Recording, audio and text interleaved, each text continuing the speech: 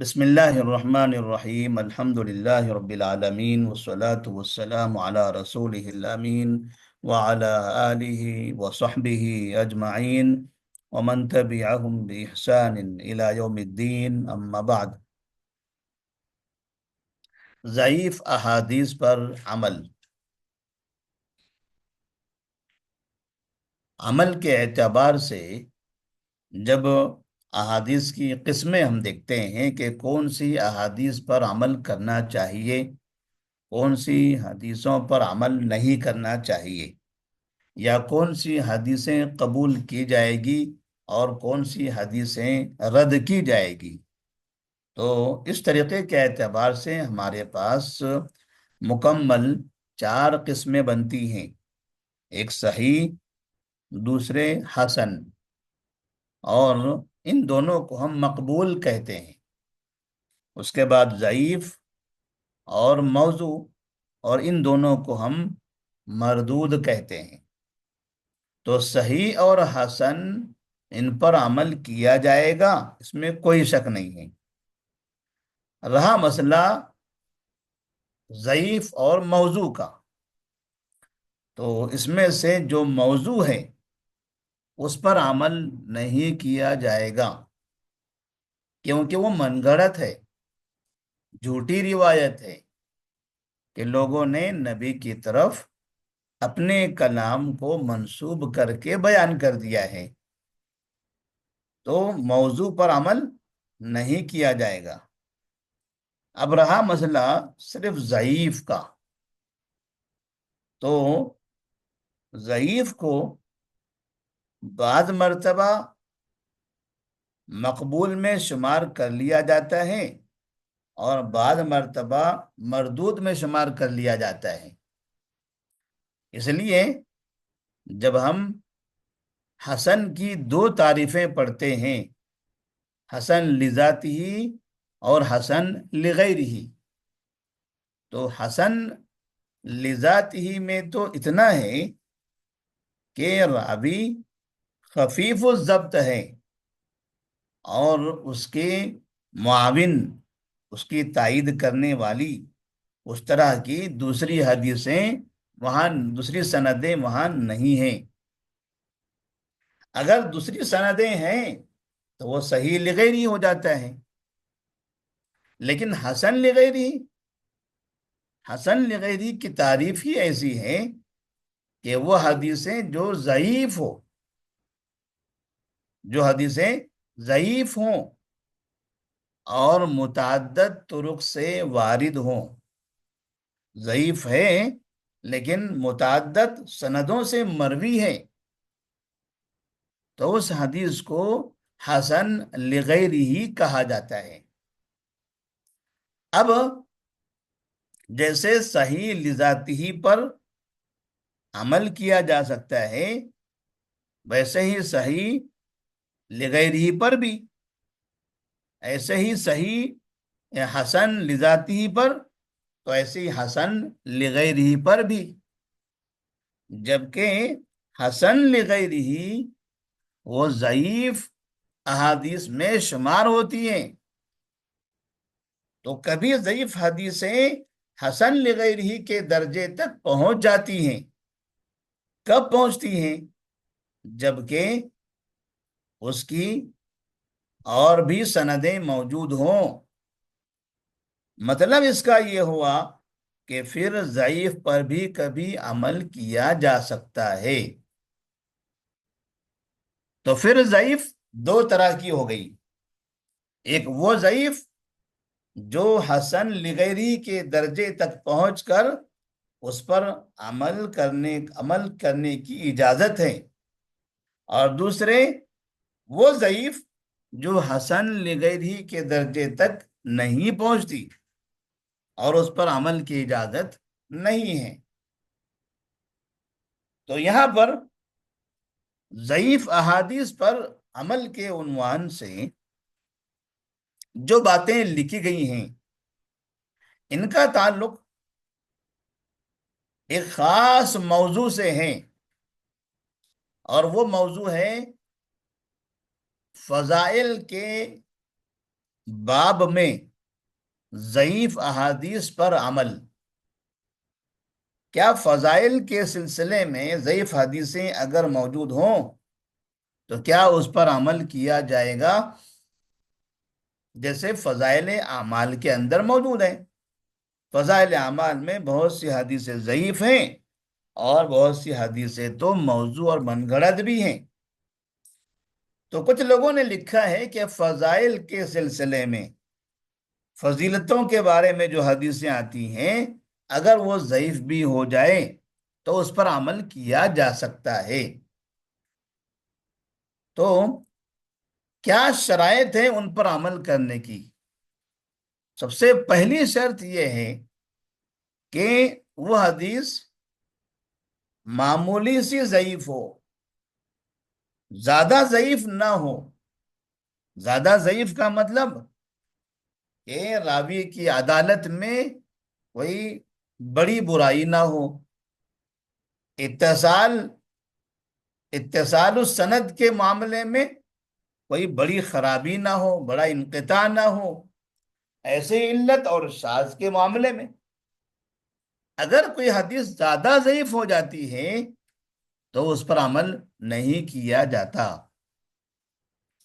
تو پہلی شرط یہ ہے کہ وہ حدیث زیادہ ضعیف نہ ہو، اور دوسری شرط یہ ہے کہ ترغیب و ترہیب اور فضائل سے متعلق ابواب میں اس پر عمل کرنے کی اجازت اس وقت ہے جبکہ اس کی اصل شکل صحیح حدیث میں موجود ہو، اس کی اصل، اس کی بنیاد صحیح حدیث میں اس جیسی چیز موجود ہو، تو پھر دیگر مسائل کے سلسلے میں ضعیف حدیث کو قبول کیا جا سکتا ہے۔ ساتھ میں تیسری ایک بات یہاں لکھی گئی ہے کہ احتیاطاً عمل کریں، عمل کرنا بھی ہے تو احتیاط کرتے ہوئے، کیونکہ ثبوت کا یہاں پر یقین نہیں ہوتا، راویوں میں یا سند میں یا متن میں ایسا ضعف ہے، ایسی کمزوری ہے کہ اس کی وجہ سے صحیح ہونے کا یقین نہیں آتا، تو پھر کوئی انسان اس پر عمل کرتے ہوئے اس پر مکمل طور پر صحیح ہونے کا یقین بھی نہ کرے، اور جب عمل کرنا بھی ہو تو باقاعدہ یہ بتائے کہ یہ حدیث ضعیف ہے، یہ روایت ضعیف ہے۔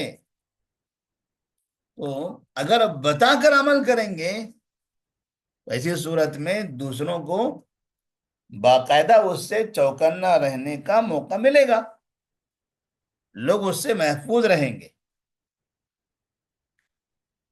اب فضائل اعمال کے سلسلے میں جمہور علماء کا جو فتویٰ ہے کہ عمل کے فضائل، فضائل اعمال کتاب کا بھی نام ہے لیکن یہاں اس سے وہی مراد نہیں ہے، بلکہ عمل کے جو جہاں فضائل بیان کیے جاتے ہیں حدیث میں، اگر وہ حدیثیں ضعیف ہوتی ہیں تب بھی ان ضعیف حدیثوں پر عمل کیا جائے گا۔ یہ جمہور علماء کا فتویٰ ہے، لیکن بعض محدثین کا یہ فتویٰ ہے کہ ہمیں ضعیف حدیث پر عمل کرنے کی کوئی ضرورت نہیں ہے، حتیٰ کہ اعمال کے فضائل میں بھی، فضائل کے معاملے میں بھی، کیونکہ جیسے فضیلتیں، کسی بھی چیز کی فضیلت جیسے ضعیف احادیث میں موجود ہیں ویسے ہی اس سے کہیں زیادہ صحیح حدیثوں میں موجود ہے۔ تو صحیح حدیثوں میں ذکر کی ہوئی فضائل کی حدیثیں وہ بتانے کے بجائے ضعیف حدیثیں کیوں بتائی جائیں؟ کیوں ضعیف پر عمل کرنے کی ضرورت پیش آئے؟ فضائل کے ہی باب میں کیوں نہ ہو؟ کیا فضائل کے باب میں صحیح حدیثیں نہیں ہیں؟ کیا نماز کی فضیلتیں، روزے کی فضیلت، زکوٰۃ اور حج کی فضیلت، اتنی بڑی بڑی عبادتیں ہیں، تو کیا ان کی فضیلتوں کے سلسلے میں حدیثیں مروی نہیں ہیں؟ ظاہر سی بات ہے صحیح حدیثیں مروی ہوں گی، تو پھر صحیح کو چھوڑ کر ہمیں ضعیف لینے کی کیا ضرورت ہے؟ اسی لیے بہت سے محدثین نے، علماء کرام نے یہ فتویٰ دیا ہے کہ فضائل کے معاملے میں بھی ضعیف حدیث پر عمل نہیں کیا جائے گا، ان سے احتیاط برتیں، یہی سب سے زیادہ بہتر ہے۔ لیکن اگر وہ ضعیف حسن لغیری کے درجے تک پہنچ رہی ہے تب تو جیسے ہم نے کہا حسن لغیری تو قابل عمل ہے۔ اسی طرح سے جب بھی ہم ضعیف حدیث روایت کرتے ہیں، بیان کرتے ہیں، تو ہمیں اس بات کا خیال کرنا پڑے گا کہ ایسا نہ ہو کہ وہ حدیث اتنی زیادہ عیب کا شکار ہو گئی کہ وہ حدیث موضوع ہے اور ہم ضعیف سمجھ کر اس پر عمل کیے جا رہے ہیں۔ موضوع اور من گھڑت روایت ہے، لیکن کئی مرتبہ ایسا ہوتا ہے کہ لوگ موضوع من گھڑت روایتوں کو ضعیف قرار دے کر اس پر عمل کرنے لگتے ہیں، کیونکہ سب کو پتہ ہے کہ موضوع پر عمل نہیں کیا جاتا۔ لیکن اگر موضوع روایت پیش کرنے والا، اس پر عمل کرنے والا اس کو ہلکا سمجھنے لگے اور ضعیف بتا کر عمل کرنے لگے، ظاہر سی بات ہے یہ بڑا گناہ ہے، تو پھر اس سے احتیاط کرنی پڑے گی۔ حدیث ضعیف ہونا چاہیے، موضوع نہیں ہونا چاہیے۔ اگر موضوع ہے تب ایسی صورت میں چاہے فضائل کے معاملے میں ہو، مسائل کے معاملے میں ہو، کسی بھی معاملے میں ہو، موضوع حدیث کسی بھی صورت میں مقبول نہیں ہوگی۔ دوسری چیز، ان حدیث کا تعلق عقائد اور احکام سے نہ ہو، ان حدیث کا تعلق عقائد سے اور احکام سے نہ ہو، بلکہ صرف فضائل سے ہو۔ فضائل سے بھی ہو تب پھر اس میں بھی الگ شرطیں ہیں کہ زیادہ ضعیف نہیں ہونا چاہیے۔ اسی طرح سے صیغہ تمریض قیل سے روایت کرے، جب ضعیف حدیث سے روایت کرنا ہو تو صیغہ تمریض قیلا، قیلا فعل ماضی مجہول، یقالو فعل مضارع مجہول، مجہول کے جو صیغے ہیں اس کو کہتے ہیں صیغہ تمریض۔ تمریض مانے بیمار، بیمار مریض سے ہیں، کمزور صیغے، بیمار صیغے، ایسے صیغے جو دور سے ہی اس حدیث کے بارے میں بتا دیتے ہیں کہ یہ حدیث بیمار ہے، ضعیف ہے، یہ حدیث ضعیف ہے، کمزور ہے۔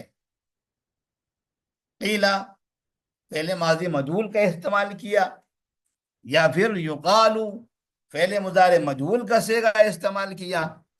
تو ضعیف حدیث جب بیان کرتے ہیں تو اس میں صیغہ تمریض کا استعمال کرنا ہوگا۔ ایک سوال ہے، کیا ہر ضعیف حدیث حسن کے درجے تک پہنچتی ہے؟ جیسا کہ اوپر بیان کیا گیا تھا حسن لغیرہ، تو کہتے ہیں راوی صفت عدل میں ضعیف ہو تو اس کی حدیث کبھی بھی حسن کے درجے تک نہیں پہنچ سکتی، چاہے اس کے طرق متعدد ہی کیوں نہ ہو۔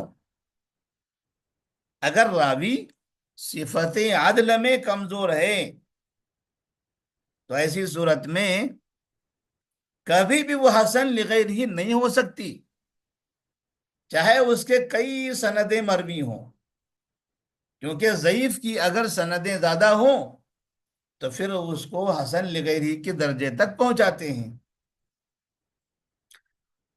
نمبر دو، اگر راوی صفت ضبط میں ضعیف ہے تو تعدد طرق کی وجہ سے حسن کے درجے تک پہنچ سکتی ہے۔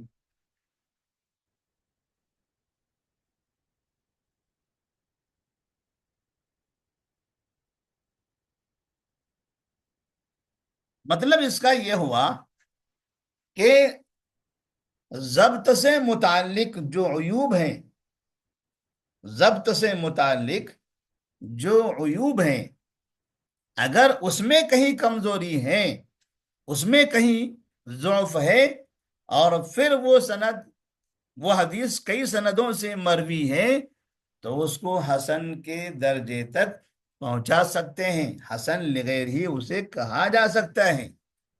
لیکن راوی فاسق ہے، راوی بدعتی ہے، راوی جھوٹا ہے، اس طرح کے راوی کا عقیدہ خراب ہے، ایسے اگر عدل کے معاملے میں ایسی برائیاں اس کے اندر موجود ہیں تو ایسے کئی جھوٹے راوی جمع ہو جائیں تو تھوڑا سچا ہو جائے گا؟ نہیں ہوگا۔ کئی فاسق جمع ہو جائیں تو تھوڑا اچھا ہو جائے گا؟ نہیں ہوگا۔ عدل کے معاملے میں اگر راوی ضعیف ہے تو پھر کئی سندوں سے مروی ہونے سے بھی فائدہ نہیں ہے، وہ حسن لغیر ہی کے درجے تک نہیں پہنچے گی۔ اگر ضبط کے معاملے میں ضعیف ہے اور تعدد طرق سے وہ مروی ہے تو وہ حسن لغیر ہی کے درجے تک پہنچ جاتی ہے۔